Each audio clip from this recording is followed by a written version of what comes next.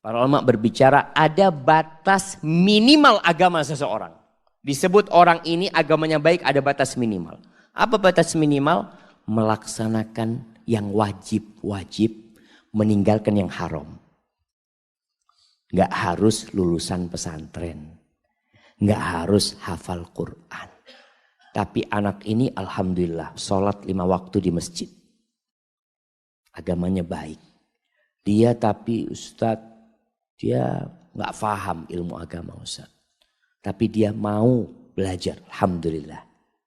Sudah cukup. Akhlak. Nah, akhlak itu ada 4 dasar akhlak mulia. Yang pertama, asy-syaja'ah, kata Ibnul Qayyim.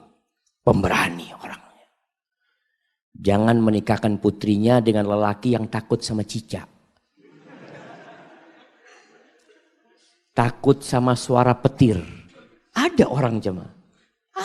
Ada suara petir. Gimana kalau bapaknya dengar petir, ambil bantal. Biasanya bantal itu ditaruh di bawahnya kepala jemaah. Ini bantal taruh di atasnya kepala. Anak-anaknya gimana? Syaja'. Pemberani. Yang kedua, al-adl. Orangnya adil dalam bermuamalah, Masya Allah. Dia tidak melakukan kezaliman. Yang ketiga, sabar. Orangnya penyabar. Nggak emosional. Ini penting jemaah. Jadi kalau bicara akhlak, antum cari tahu tentang fulan. Fulan ini gimana? Aduh, fulan pemarah. Sudah jangan. Antum punya anak nanti dimarahin terus sama dia. As-sabr. Sabar dalam melaksanakan kewajiban, sabar meninggalkan kemaksiatan, sabar menghadapi musibah, sabar menghadapi orang lain.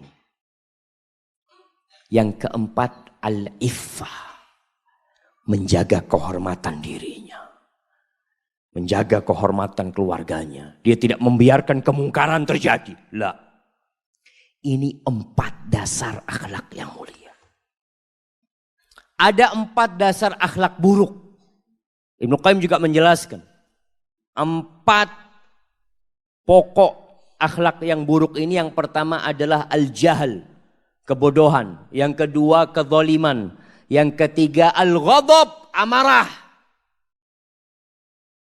Yang keempat asyahwah, suka mengikuti syahwat. Jadi cari tahu.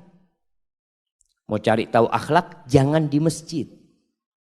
Di masjid ini semua orang baik jemaah. Antum bisa lihat. Nggak ada yang buruk. Kalau mau tahu akhlak seseorang di mana? Di tempat kerjanya. Di rumahnya. Tanya sama tetangganya. Tanyakan kepada sahib-sahibnya. Bukan di masjid. Di masjid untuk mengetahui agama seseorang. Mau tahu agama seseorang, tanya sama Ustaz Khairul, tanya sama Ustaz Ahmad, sama Ustaz gimana fulan Ustaz? Oh fulan. Fulan yang mana? Itu yang rumahnya dekat masjid Imam Syafi'i Ustaz. Oh Masya Allah fulan itu. Biasanya kalau datang ke masjid itu waktu khutbah kedua. Khutbah kedua kan Ustaz di atas ketahuan. Oh ini telah tahu Ustaz yang telat-telat tuh jamaah. Seperti itu. Artinya tanya sama Ustadz untuk urusan agama. Akhlak. Pernah suatu hari Umar bin Khattab radhiyallahu taala anhu sedang di Masjid Nabawi, mungkin dia ada seorang yang mau jadi saksi. Jadi saksi. Ternyata jadi saksi itu nggak orang sembarangan.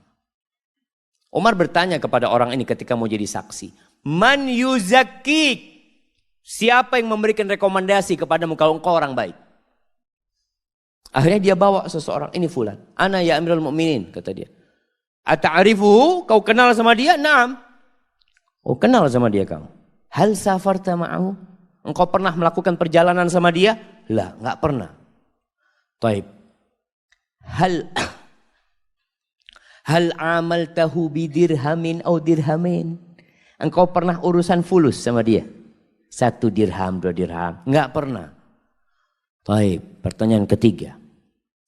Hal jawartahu fa'arafta mudkhalahu wa makhrajahu? Apakah engkau hidup bertetanggaan dengan dia sehingga engkau tahu keluar masuknya dia?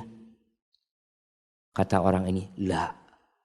Oh, rubbama ra'aitahu yusalli fil masjid. Mungkin engkau melihat dia sholat di masjid, kemudian engkau memberikan rekomendasi. Iya ya Amirul Mukminin. Iya kata dia. Engkau gak kenal sama orang ini.